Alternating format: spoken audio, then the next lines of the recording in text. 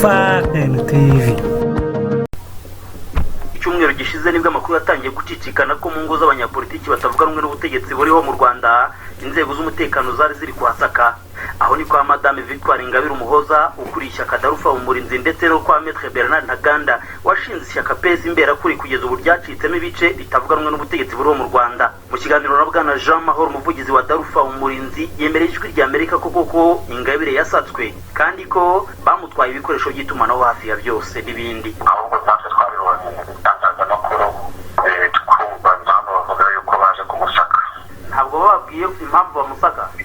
Ntabwo bayisobanuye. Batwaye telefone zose ziwe n'izabo bari kumwe mu rugo, batwara mashine, laptop, batwara amadosiye y'urubanza rwe ndetse banatwara n'amadosiye y'urwanashyaka. Kuri Maître Bernard Ntaganda we avuga ko ibyabaye bitari bigambiriye gusaka gusa. Ndagira ngo mbire abanyarwanda badukurikira ko ibyabaye atari isaka ahubwo nitera ubwoba tumenyereye ishyaka rya FPR.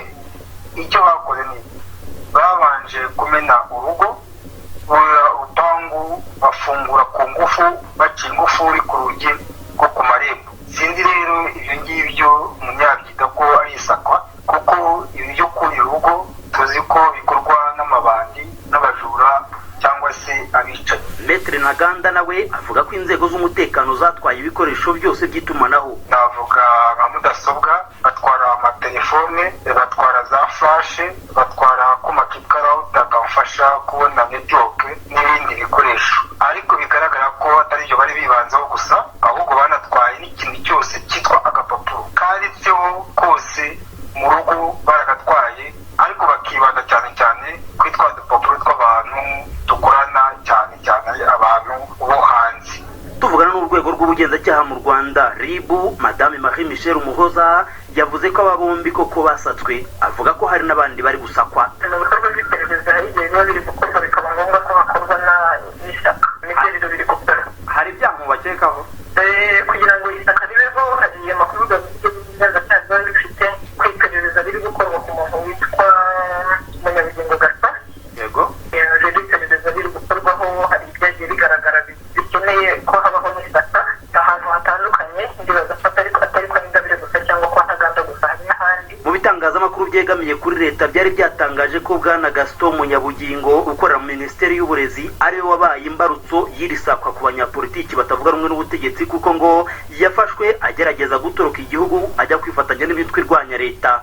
Aha ngo yari yoherejwe na Madame Victoire Ingabire. Umuvugizi wa Darufa Umurinzi we agashimangira ko Ingabire ntawe utemerewe kuvugana nawe. Gaston Munyabugingo ubundi ni umuyoboke w'ishyaka rya FPR, ni umuntu wari usanga icyo cyizere ikindi perezida wa FPR buri mbere. Ni ukuvuga ngo uwo muntu urumva mu by'ukuri ntabwo yarasanzwe ari umuteroriste. Nibaza ukuntu yaba umuteroriste kubera ko noneho ari uko ifamiye yiwe igiranye ibigenderanire na perezida w'ishyaka Darufa Umurinzi.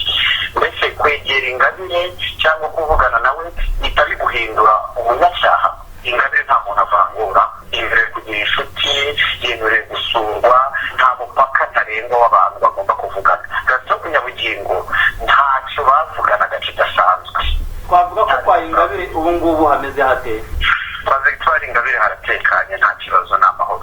Mu bindi abanyapolitiki bavuga inzego z'umutekano zatwaye harimo amafaranga.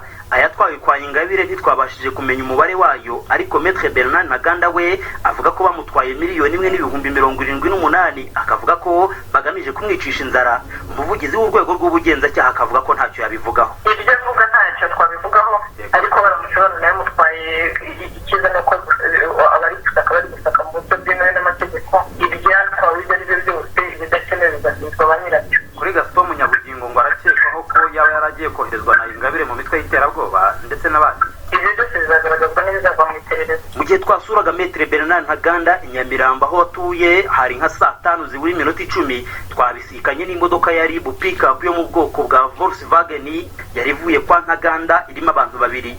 Ntaganda yemereye ijwi rya Amerika ko bari baje kumusaba password cyangwa ijambo ry'ibanga rya email akoresha kugira ngo binjiremo barebe ibiganiro agirana n'abandi bantu. Yavuze ko inzego z'umutekano zamumenyesheje ko akekwaho ibyaha by'iterabwoba no guhungabanya umudendezo, ibyaha bisa n'ibyo yafungiwe mu 2010 ubwo yashakaga kwiyamamariza gutegeka u Rwanda. Namubajije niba bitamuteye ubwoba kumva ko ashobora kongera kwisanga mu buroko. ati njyewe urugo rwanjye narwubatse muri gereza. Niba rero umutimanama wanjye numva ko urugo rwanjye narwubatse muri gereza, birumvikana ko nta bwoba mfite namba nk'uko ntafungwa. mu minsi ishize nibwo bwana Vena Abayisenga wo muri Darufa umurinzi yaburiwe irengero, aho ngo yari yagiye kugura amayinite ya telefone. mu bihe bitandukanye kandi abanyapolitiki bari gusakwa bombi bakunze kumvikana batarya umunwa mu kunenga imyitwarire y'ubutegetsi bw'u Rwanda imbere y'icyorezo COVID-19, bavuga ko bugamije kwicisha rubanda inzara. Bagira ubusajwi ry'Amerika. FPR TV.